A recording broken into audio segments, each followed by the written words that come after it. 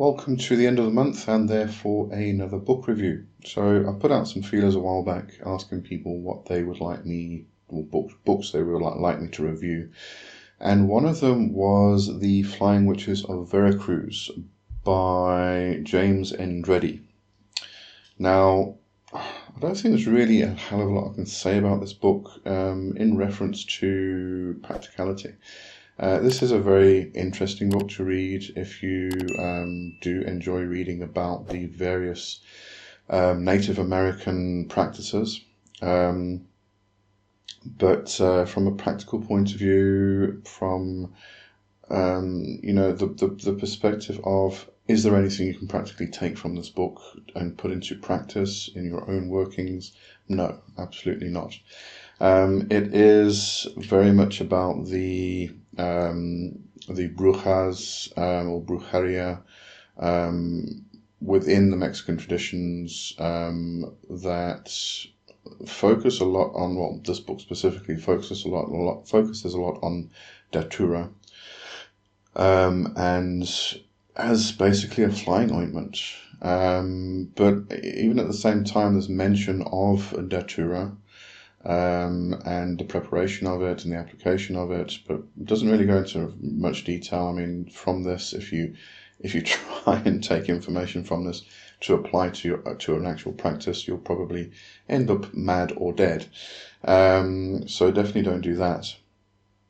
But yeah, there's kind of like a mention of it. There's a couple chapters where they talk about applying it and actually doing the flying and everything else, but the rest of it's really just interesting stories that this guy actually experienced. It's a bit of a kind of a biography of what he experienced within the tradition, within the past themselves. And I don't really, as I said, there's not really a lot of practicality to take from it. Let me just actually switch over to the book itself. So this is the book. You can find it on archive.org. If you go there, Internet Archive. You can borrow the book for an hour or however long you need. I think this is just an hour. Let me just check. I've already borrowed it, so I can't really check now. I've just borrowed it for an hour, so I can do the review. There were a couple things that I kind of highlighted. So let me actually just go through those. Let's have a look. I think that's page 10.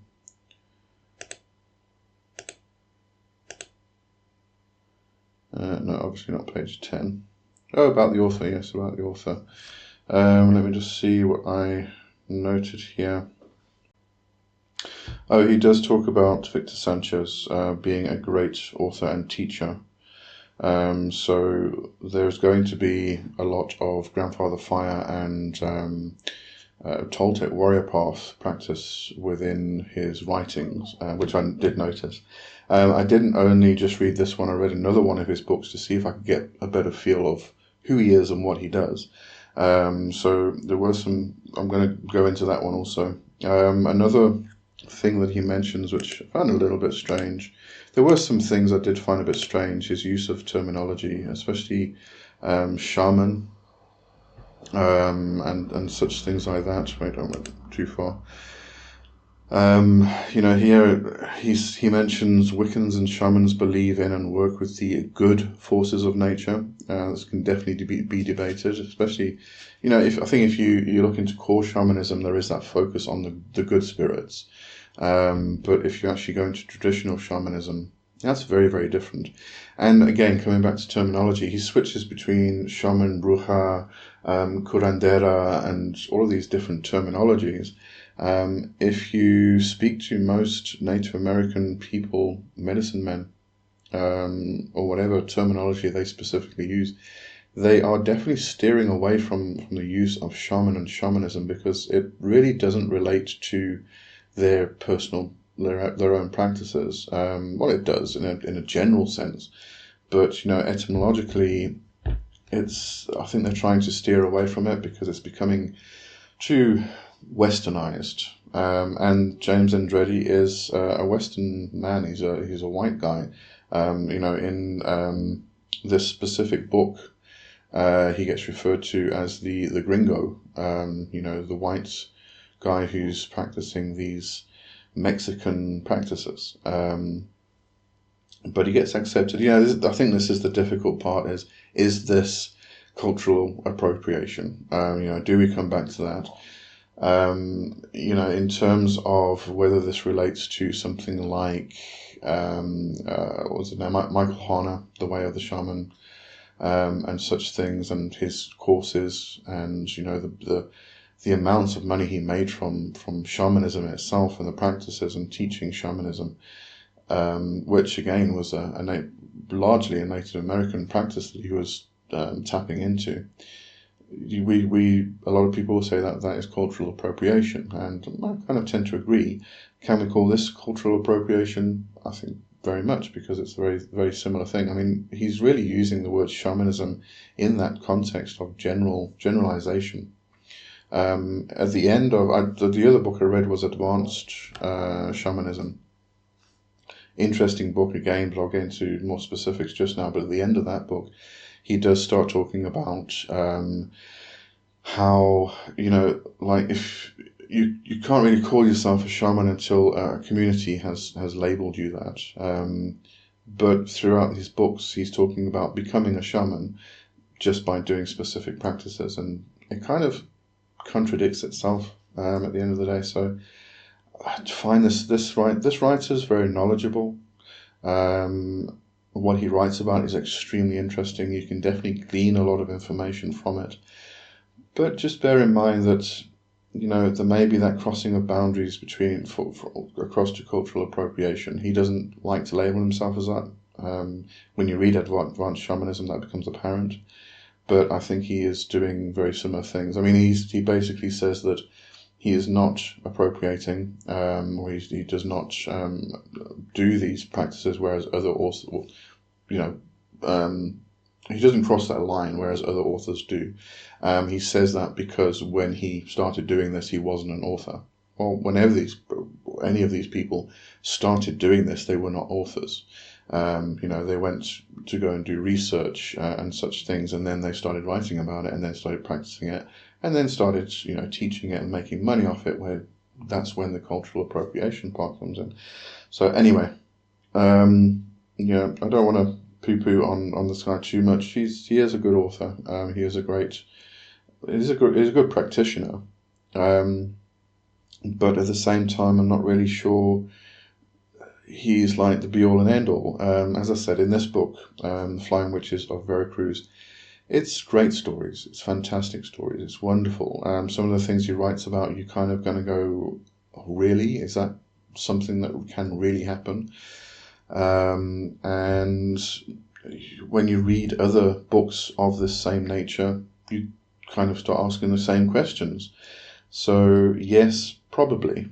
Did this particular person experience those things? I have no idea. I cannot confirm them. I cannot deny them. They just become interesting stories, but there's really not much practicality you can take out of this.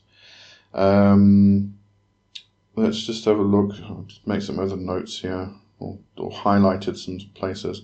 Oh, he does mention on page 20. Let me just go here. It's on page 20. Let me just see if I can find it. Moreover, the ritual use of datura was something I had never before encountered in over 20 years of traveling throughout Mexico and living with various indigenous groups. Now, he's previously stated that Victor Sanchez is one of his teachers, and he's a great teacher and everything else, and follows the Toltec warrior path. And Sanchez is a great proponent or great speaker of Don Juan and all of those practices, and Don Carlos Castaneda. And datura was one of the big things in Castaneda's works. So I'm not sure why he has not come across the ritual use of datura in over 20 years of practice.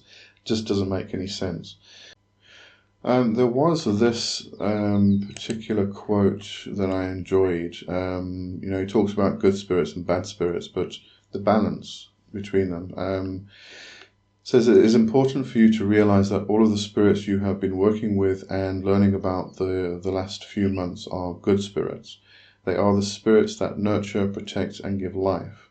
But now it's time for you to learn about the other kinds of spirits, the kinds that make beings sick, conjure bad fortune, and kill. But let me be clear, these spirits are not evil unto themselves. Death is not evil, just as sickness is not evil. They are both simply situations of life. The reason that some of these spirits are called evil is because witches with wrong intent use them to harm for their own good, and that is evil. I thought that was a brilliant quote. It speaks about the balance of things. You know, we talk about these aspects of good and evil, or good and bad, and black and white, and all of these things, and we kind of create this tension between them and try to pull them apart, but they're all part of the same process. You know, they're all part of life and death, construction, destruction, and all such things, and they're all necessary things within life. We have the things that create life, we have the things that destroy life. That's just part of nature. It's going to happen. There's no getting around it. So I thought that was a great quote.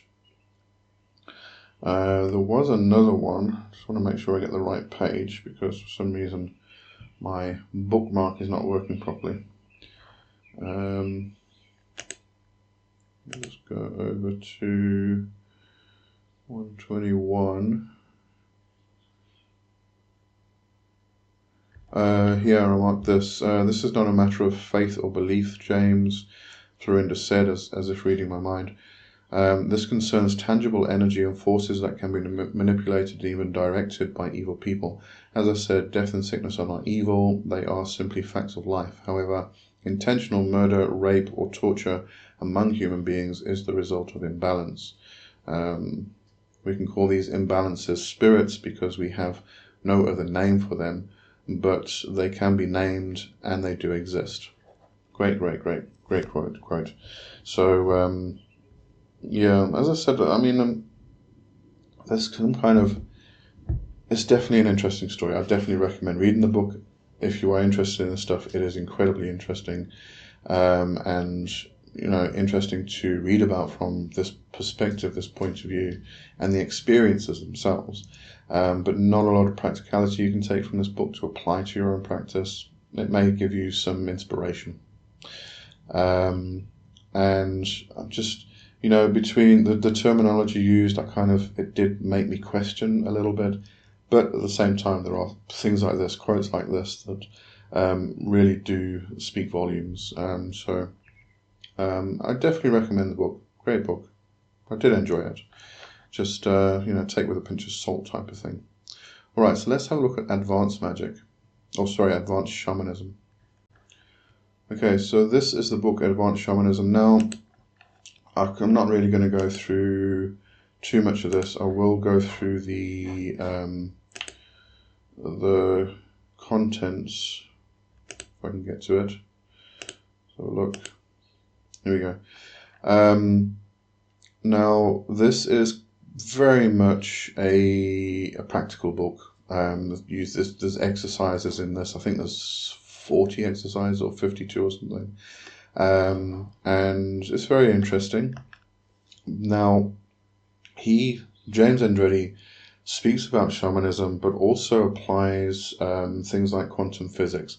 As you can see here, he goes into science shamanism, he goes into hyperspace holographic fields, and phase conjugate mirrors, or PC mirrors. So, he goes into some quantum physics, some quantum mechanics, some very much modern applications of spirituality, of ESP, explorations and testing and things like that. He goes into lucid dreaming, which is obviously a part of, dreaming is a big part of shamanism, moving between the worlds, having one foot in both worlds type of thing. And again, mastering the dream, coming back into dreams, autogenic training, AT.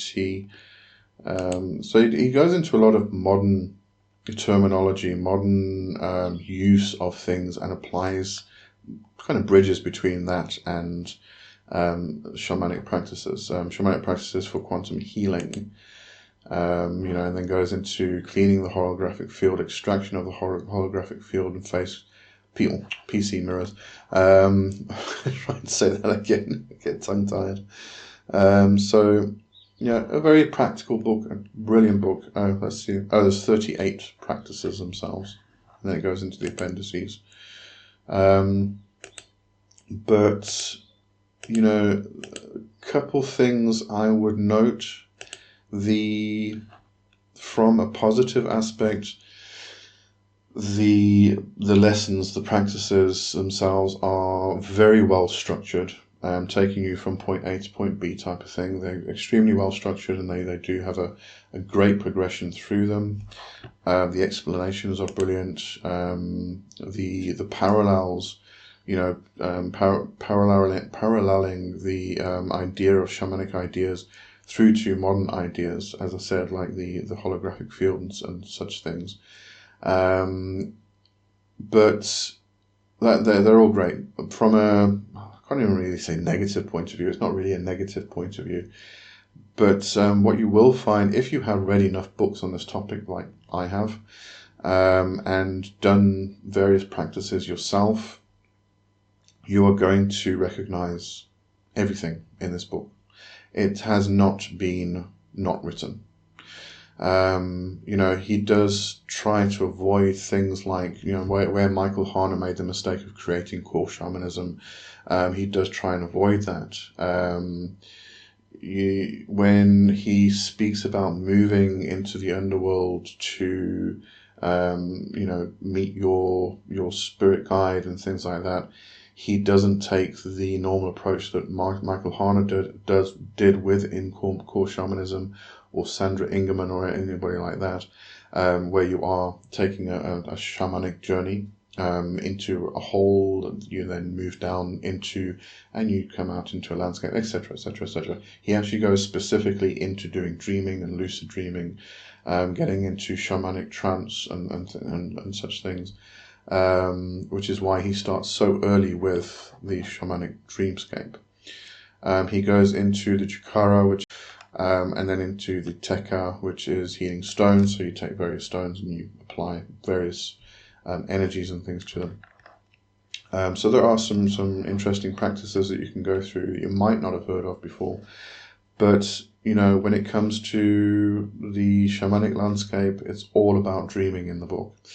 And the one thing I found that I think comes up in every single application of shamanism, and again, I'm using the term shamanism in a general idea here, covering from the European down to what people are referring to as being the Native American. But as I said at the beginning, can't really call this shamans. Don't like to call them shamans themselves, shamans nowadays. But covering that whole base, the one thing that always comes up is soul retrieval, susto. That's not spoken about at all in this book, which kind of I couldn't quite figure out why. And another thing that I found very interesting was the practice number 5, shamanic death and rebirth. This is the actual practice of burying yourself in the ground.